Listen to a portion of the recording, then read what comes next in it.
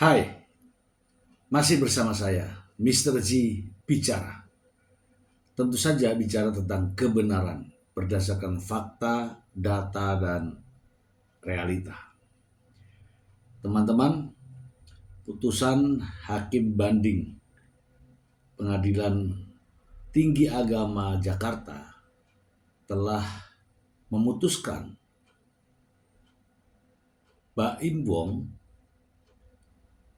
memegang hak asuh anak atas perceraian dari Paula Verhoeven. Sebelumnya diputuskan oleh Pengadilan Negeri Agama Jakarta Selatan, yaitu hak asuh anak diasuh secara bersama 2 minggu. Teman-teman, putusan banding Pengadilan Tinggi Agama Jakarta menuai kontroversi. Tetapi ada juga yang mengatakan bahwa ini keputusan keliru, ya kan? Namun yang membahagiakan adalah pulihnya nama baik Paula Verhoeven. Ketika putusan di pengadilan pertama, Paula Verhoeven dinyatakan terbukti adanya pihak ketiga dan hak-haknya tidak dipenuhi.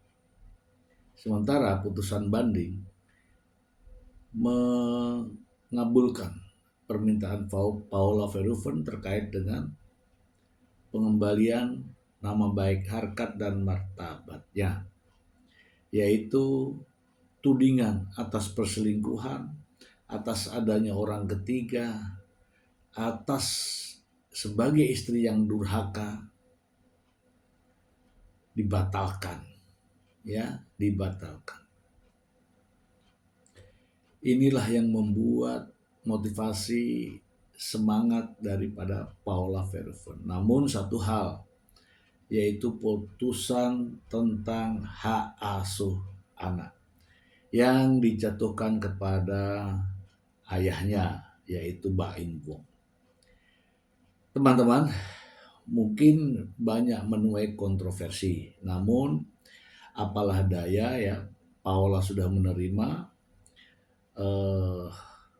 tidak akan melakukan kasasi dan sebagainya, tidak akan melakukan upaya hukum, sehingga putusan sah dan anak-anak sekarang berada di asuhan Baim Wong.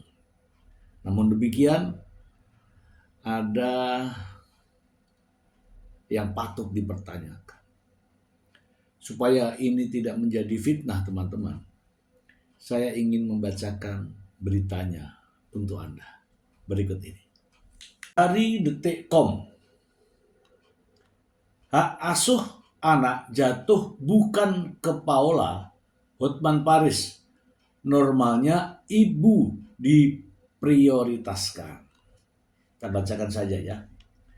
Jakarta, Pengadilan Tinggi Agama memutuskan hak asuh anak-anak Paula Verhoeven dan Baim Wong jatuh ke tangan sang ayah. Putusan ini menarik perhatian sejumlah pihak, termasuk pengacara kondang Hotman Paris. Dilansir Detik Hot, Hotman Paris memberikan pandangan mengenai putusan hak asuh anak yang jatuh kepada Baim, bukan Paula. Menurutnya, ibu biasanya diprioritaskan dalam pemberian hak asuh anak. Dalam kasus ini, Hotman Paris menduga ada sesuatu yang terjadi di belakang layar, hingga akhirnya muncul putusan hak asuh anak jatuh ke Baim Wong. Saya ulangi ya teman-teman, ini menarik, menarik sekali. Dalam kasus ini Hotman Paris menduga ada sesuatu yang terjadi di belakang layar hingga akhirnya muncul putusan hak asuh anak jatuh ke Baim Wong. Secara jurisprudensi, ibu diprioritaskan dalam hak asuh anak, kecuali ada alasan lain yang menghalangi si ibu jadi seorang ibu, misalnya judi atau narkoba. Tapi normalnya ibu diprioritaskan dalam kasus Paula. Dalam kasus Paula ada kemungkinan deal, ujar Hotman Paris. Hotman menyinggung tentang putusan pertama yang menyebutkan ada perselingkuhan Paula yang menjadi alasan perceraian. Namun akhirnya tuduhan perselingkuhan itu tak terbukti. Sejauh ini Hotman Paris menilai tak ada faktor yang memberatkan posisi Paula untuk mendapatkan hak asuh anak. Mereka sepakat di belakang layar bahwa hak asuh jatuh kepada suami karena putusan diperbaiki. Putusan pertama kan salah total, perselingkuhan nggak terbukti. Tuduhan penyakit serius juga tidak ada saksi. Tiba-tiba di pengadilan tinggi semua diperbaiki. Dia bukan istri durhaka. Alasan pisah jadi perselingkuhan terus-menerus, pertengkaran terus-menerus. Ada kemungkinan di belakang layar ada deal, ujar Hotman. Hotman Paris berpendapat Paula masih bisa memperjuangkan hak asuh anak apabila ingin. Bila tidak ada perjanjian di belakang layar antara kedua belah pihak, kasasi bisa dilakukan agar Paula mendapatkan hak asuh anak. Namun jika ada perjanjian damai di belakang layar, maka hak asuh tetap akan jatuh ke Baim Wong. Ini asumsi saya, kalau gak ada deal belakang layar, ya kasasi. Kalau merasa perlu hak asuh anak ke Paula Verhoeven, satu-satunya jalan ya kasasi, ujar Hotman. Melalui kuasa hukumnya, Paula menyampaikan tidak akan mengajukan kasasi. Keputusan ini disampaikan pekan lalu dengan pertimbangan psikologis anak. Namun kuasa hukum Paula, Alfon Kurnia Palma, menilai dasar putusan Pengadilan Tinggi Agama masih bisa diperdebatkan. Adapun dasar pemberian hak asuh anak ke Baim Wong adalah karena kedekatan emosional Baim dengan anak-anaknya. Lucu. Oke, kita bahas ya teman-teman, kita bahas. Inilah faktanya ya teman-teman. Kita sudah pernah membicarakan itu bahwa ketika Paula Verhoeven tidak terbukti, ketika Paula Verhoeven dipulihkan namanya, artinya apa?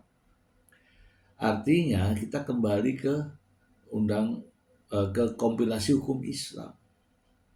Ketika tuduhan tidak terbukti, ibu tidak memiliki watak atau kelakuan yang buruk, maka hak asuh anak diberikan kepada ibunya. Ya kan? Tetapi kan ini aneh nih. Tidak terbukti selingkuh. Oke. Tidak terbukti sebagai istri yang durhaka. Oke. Hak-haknya dikembalikan, hak-haknya diberikan. Oke. Nafkah idah, nafkah mut'ah, madiyah, semua dikembalikan. Semua diberikan. Tapi tidak terbukti kan? Tetapi hak asuh anak diberikan ke bapaknya. Jadi benar kata Hotman Paris Hutapea bahwa ada deal di belakang layar. Kita tidak tahu kalau yang itu. Tapi normatifnya ya teman-teman ya. Aturan, kemudian jurisprudensi, kemudian hak perempuan itu mengatur semua. Normatifnya undang-undang mengatakan demikian. Oke, undang-undang perkawinan ya. Kemudian kompilasi hukum Islam mengatakan demikian bahwa anak-anak yang masih di bawah usia 12 tahun atau belum mumajid diberikan kepada ibunya. Diberikan kepada ayahnya jika nah jikanya ini tidak terpenuhi gitu loh. Kemudian perlindungan perempuan dan anak juga mengatur itu. Hak dasar sebagai seorang ibu adalah mengasuh anak-anaknya. Tapi oke lah ya, karena apapun itu Paula Verhoeven sudah menerima. Disinilah letak kebesaran hati dan jiwa Paula. Oke, disinilah kemenangan sejati ya yang diperoleh oleh Paula Verhoeven. Ketika nama baiknya dipulihkan, hak-haknya diberikan, anak tidak diberikan hak asuhnya, Paula Verhoeven legowo dengan berbesar hati, besar jiwa. Ini maknanya adalah ini kemenangan yang sejati. Dan Hotman Paris sudah menyampaikan bahwa sebenarnya kalau mau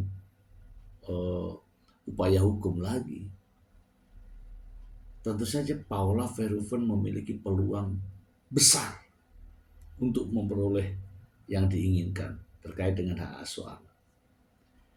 Tapi ya sudah. Hotman mengatakan ada deal di belakang layar. Kita tidak tahu.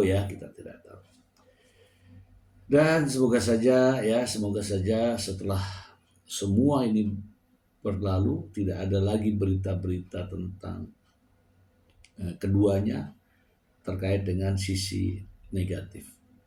Namun masih ada dari pihak sana, dari pihak sahabat-sahabat itu yang ya memberikan pernyataan-pernyataan baru. Nah, dari sinilah yang menjadi masalah baru nantinya. Saya pribadi mengatakan bahwa ketika ini diputuskan dan Paula Verhoeven menerima keputusan ini, maka sejatinya Paula Verhoeven lah pemenangnya. Itu dari saya. Semoga bermanfaat.